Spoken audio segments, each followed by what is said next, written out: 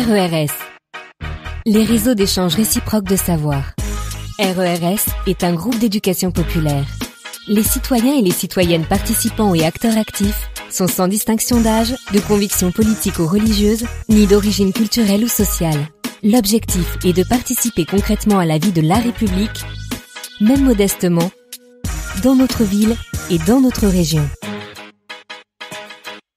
Nous sommes en direct toute la journée au cœur, et bien tout simplement, vous l'avez compris, de la journée des associations. C'est un petit peu partout en France en ce premier samedi du mois de septembre. Nous sommes avec le studio radio Réseau d'échange réciproque de savoir. Et là, on quitte la laïcité pour ceux qui nous connaissent avec Parlons Laïcité.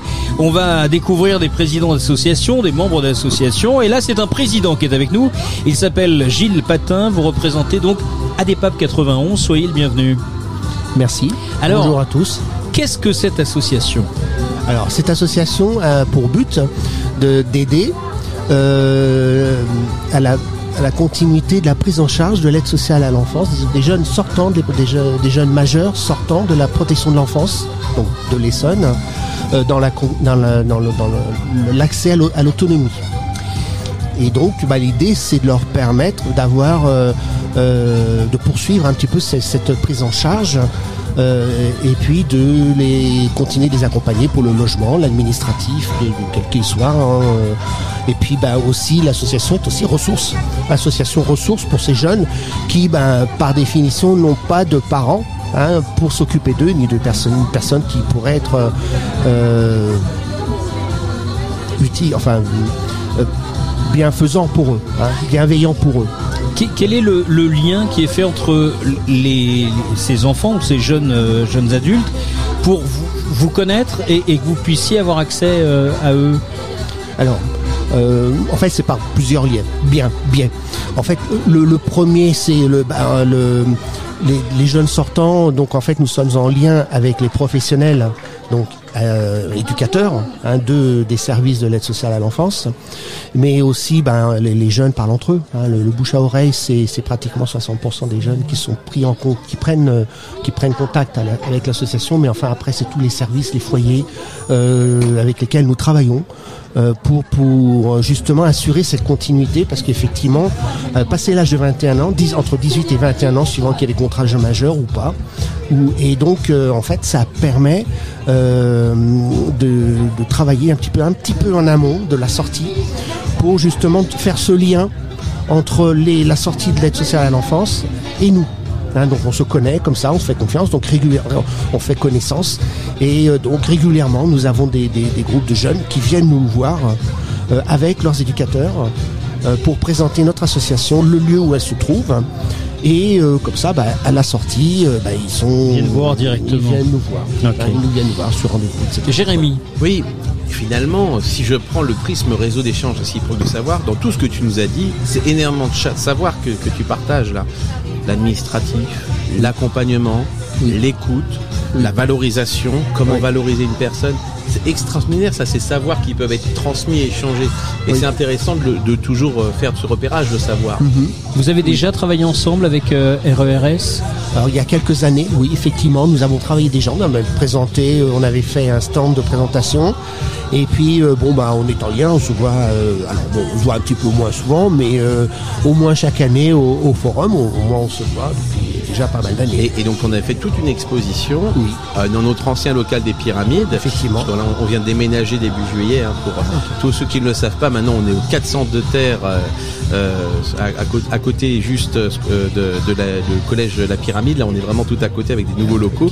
Mais dans nos anciens locaux, effectivement, on avait effectivement ce partenariat pour faire un focus sur toutes les réalisations qu'avait fait la DEPAP 91 avec ses bénéficiaires.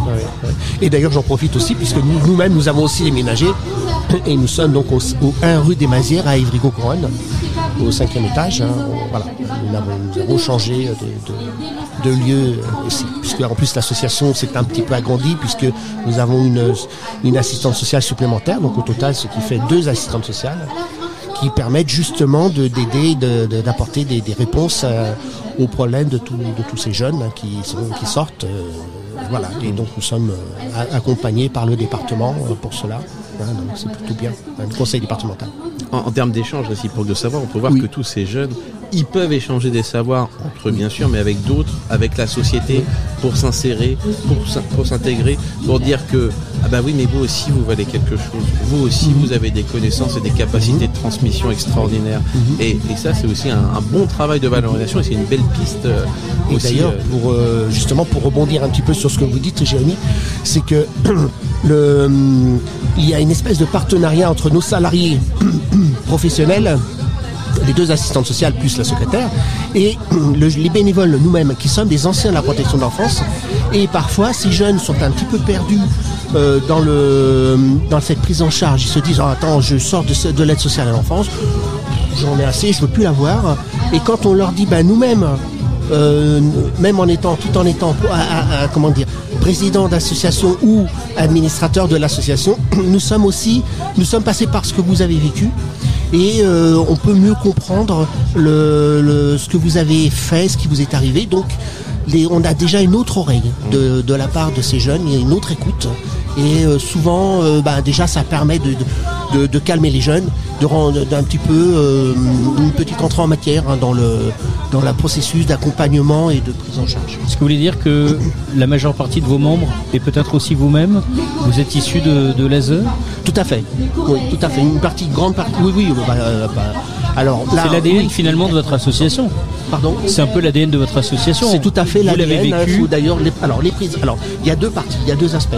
Il y a l'aspect bénévole, donc administrateur des associations qui gèrent donc la NEPAD 91, et puis il y a aussi les prises en charge. Tout ce qui est bénévole, qui prennent en charge l'association, enfin qui prennent en charge nos jeunes qui arrivent, et moins jeunes d'ailleurs, parce que on parle de jeunes, mais il y a aussi les anciens qui sont là aussi présents. Et donc nous sommes tous en grande partie pris en charge par l'aide sociale à l'enfance. Et il y a la partie, là par contre, des jeunes et des personnes qui ont eu un passé à l'aide sociale à l'enfance. Là par contre, c'est effectivement l'ADN de l'association et nous nous occupons que des anciens sortant de la protection de l'enfance ou étant sortis, même s'il y a 20 ans, 30 ans, 40 ans, l'association est faite pour eux. Et donc je parlais tout à l'heure d'accompagnement vers le logement administratif, mais il y a aussi la partie un peu festive où nous proposons des sorties. Il y en a 1 voire 2 dans l'année, en fonction des moyens que nous avons, parce que ça coûte. Et puis il y a aussi des fêtes de fin d'année.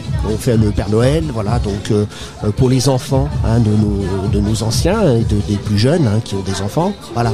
Donc il y a ça. Il y a aussi la galette des rois. L'année dernière, cette année 2024, janvier 2024, nous avons fait aussi, en même temps que la galette des rois, nous avons fait un petit loto. Donc c'était un petit peu un départ pour histoire d'animer un petit peu cette journée un peu festive. Voilà. Donc on verra, apparemment ça a plu, donc on verra si on va pas reprendre ça. D'accord, Jérémy. Alors on va essayer de faire un petit jeu et on va essayer de faire ça avec tous nos invités si possible dans la journée. Donc je vais te poser la question, Gilles, quel savoir tu as que tu pourrais transmettre à quelqu'un et qu'est-ce que tu voudrais apprendre dans ta vie ? Qu'est-ce que je pourrais transmettre ? C'est pas facile comme question. Non, c'est pas facile parce que je m'intéresse à beaucoup de choses. Alors à quoi par exemple ? Le dessin, j'aime bien le dessin, j'aime bien quelque chose d'un petit peu plus pratique, l'entretien de voiture. Voilà, c'est quelque chose que j'aime bien, mécanique. Donc ça tu connais, donc tu as des connaissances en entretien de voiture et en dessin que dans l'absolu tu pourrais transmettre. Dessin peut-être à ton niveau, niveau de base. Oui, c'est juste. Je fais ça juste à titre pour mes voitures personnelles, mes enfants. Voilà, je cherche pas d'abord parce que c'est quelque chose. Les entretiens de voiture, c'est quelque chose, c'est pas n'importe quoi. Bien sûr. Donc je fais ça au niveau vraiment familial, on va dire. Mais c'est un plaisir de le faire. J'aime bien faire. Et le dessin alors, Gilles ? Le dessin, alors, vous dessinez encore souvent Non, je fais ça comme ça. Sur un bord de nappe oui, au restaurant. Ouais. Je m'amusais à une époque à faire des dessins en perspective. J'avais fait des études techniques. Donc du coup, il y avait des dessins. En époque, on faisait des petits dessins en perspective lorsqu'il fallait présenter un projet. C'était plus à titre d'école et un petit peu en mes débuts professionnels. Mais et alors, ça s'est arrêté là. Quel savoir tu voudrais apprendre? J'aimerais apprendre. La musique me plaît bien. T'aimerais apprendre de la musique? Ouais, j'ai un petit peu commencé, mais bon, c'est le temps qui manque. Ah, bien sûr. Voilà, C'est une question de temps. Voilà. Et Jérémy est le maître du temps, donc Oui. il faut lui confier ce besoin.